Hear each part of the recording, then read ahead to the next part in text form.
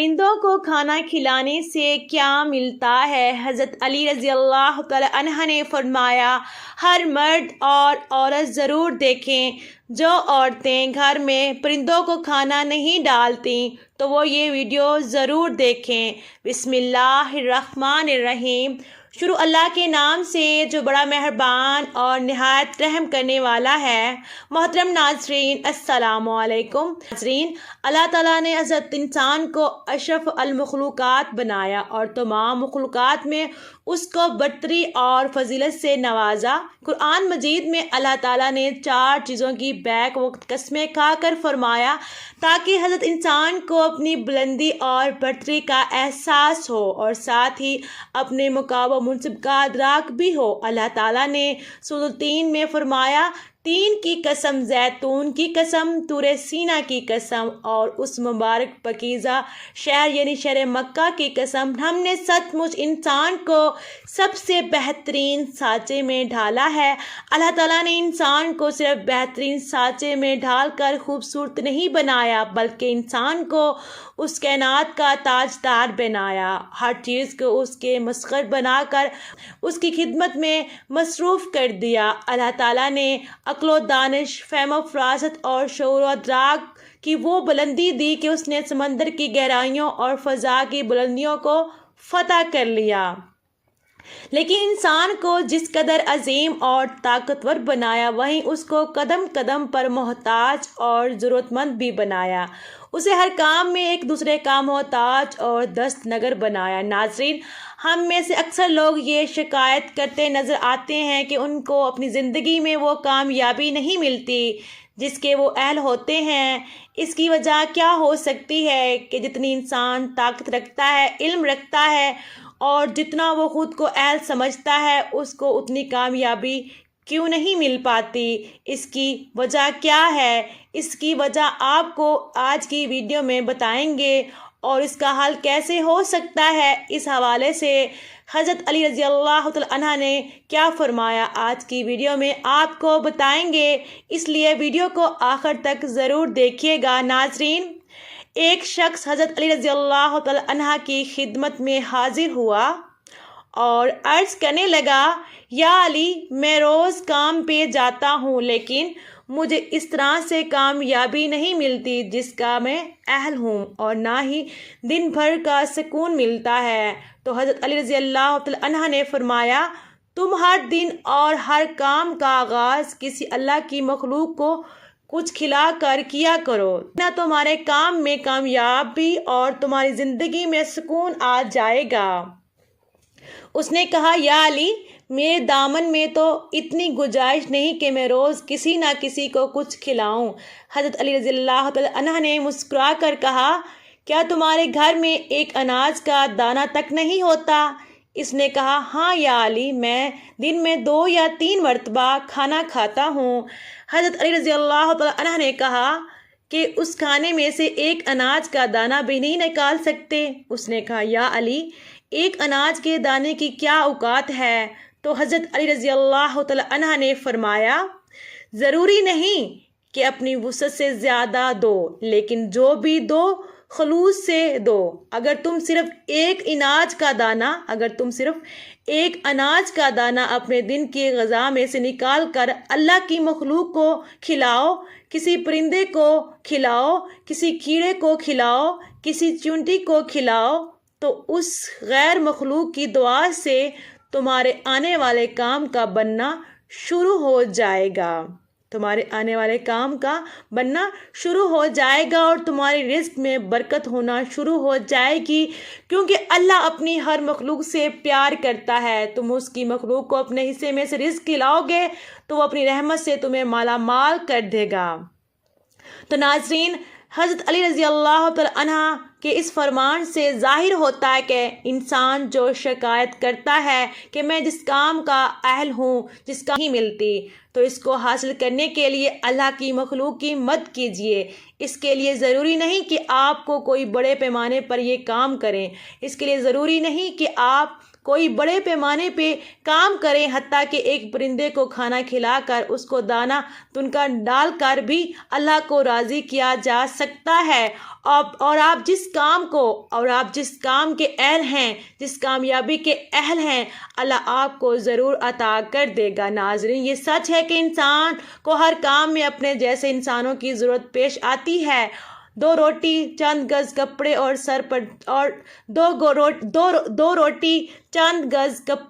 سر چھپانے کی جگہ جو اسے میسر آتی ہے، اس میں نہ جانے کتنے ہی لوگوں کی جد و جہد اور کوششیں شامل ہوتی ہیں۔ اس لیے دنیا کی تمام مذاہب میں خدمت خلق کو خاص اہمیت دی گئی ہے۔ اسلام میں خدمت خلق کی اہمیت کا اندازہ اس بات سے لگایا جا سکتا ہے کہ اللہ تعالیٰ کی بندگی اور کسی انسان کی مدد کو ایک درجے میں رکھا گیا ہے۔ اسی لیے اگر کوئی بیماری کی وجہ سے روزہ نہ رکھ پائے تو ایک روزے کا فدیہ ایک مسکین کو کھانا کھلانا مقرر کیا گیا ہے۔ اسی طرح روزے کا کفارہ، ظہار کے کفارے اور الیہ اور قسم کے کفارے میں بھی مسکین کو کھانا کھلانے کی شکلیں رکھی گئی ہیں۔ اگر یہ کہا جائے کہ پورے اسلام کا خلاصہ صرف ایک مختصر سے جملے میں بیان کر دیا جائے تو وہ یہ ہوگا کہ پورے اسلام کا خلاصہ یہ ہے کہ خالق کی عبادت اور مخلوق کی خدمت۔ اسلام اللہ تعالیٰ کا نازل کردہ اور پسندیدہ دین ہے۔ اس دین میں سب سے زیادہ کامیاب انسان اسے کہا گیا ہے جو اپنی دینداری کے ساتھ لوگوں کے لیے زیادہ مفید اور کارآمد ہو۔ آپ صلی اللہ علیہ وآلہ وسلم نے فرمایا، ساری مخلوق اللہ کا جو اس کے عیال کے لیے سب سے زیادہ نفع ہو۔ آپ صلی اللہ علیہ وآلہ وسلم نے ایک اور جگہ فرمایا، صحیح مسلم کی یہ حدیث ہے، یعنی اللہ تعالیٰ نے اس وقت تک بندے کی مدد کرتا رہتا ہے جب تک بندہ اپنے بھائی کی مدد میں لگا رہتا ہے۔ ناظرین، آپ اندازہ لگائیے کہ انسانی خدمت کا اسلام میں کیا مقام ہے۔ نماز کتنی اہم عبادت ہے کہ آپ صلی اللہ علیہ وآلہ وسلم نے اسے اپنی آنکھوں کی ٹھنڈک قرار دیا۔ حج کے بارے میں آپ نے فرمایا کہ جس طرح اسلام پچھلے گناہوں کو ختم کر دیتا ہے، اسی طرح حج بھی پچھلے گناہوں کو ختم کر دیتا ہے۔ حج مبرور کا بدلہ صرف جنت ہے۔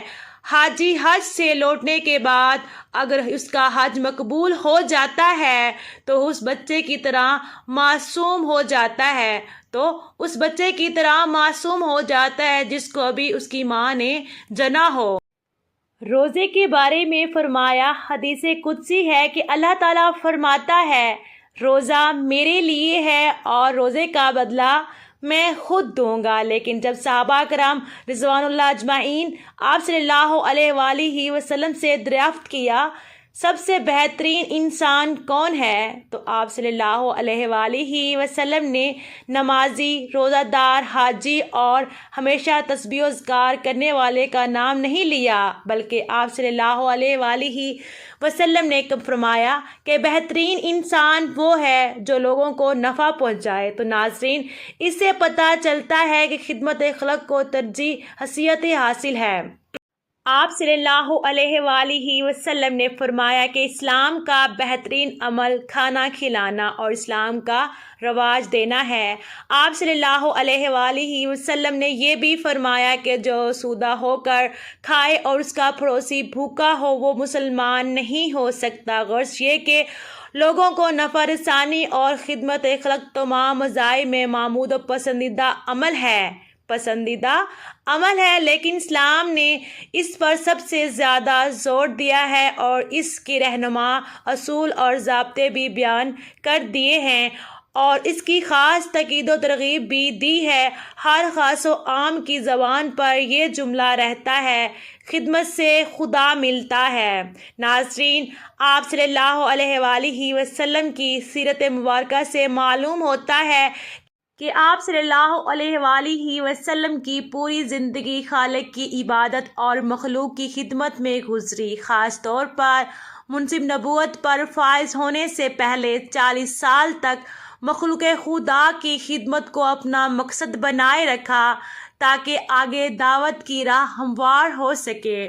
ناظرین، اللہ کے نبی نے نہ صرف انسانوں کی خدمت کو کہا ہے بلکہ جانوروں کے ساتھ بھی حسن سلوک سے پیش آنے کو کہا ہے۔ تو ناظرین، اگر آپ کو بھی ایسا لگتا ہے کہ آپ جس کامیابی کے اہل ہیں وہ کامیابی آپ کو نہیں مل پا رہی ہے تو آج ہی سے اس بات پر عمل کیجیے جو حضرت علی رضی اللہ تعالی عنہ نے کہی ہے کہ صبح گھر سے نکلتے وقت آپ جس مقصد کے لیے نکلے ہیں، جس کام کے لیے نکلے ہیں، اس میں کامیابی حاصل کرنے کے لیے اللہ کی مخلوق کی خدمت کیجیے، اور اس میں آپ کم از کم اتنا تو ضرور کر سکتے ہیں کہ آپ کسی پرندے کو دانہ ڈال دیں۔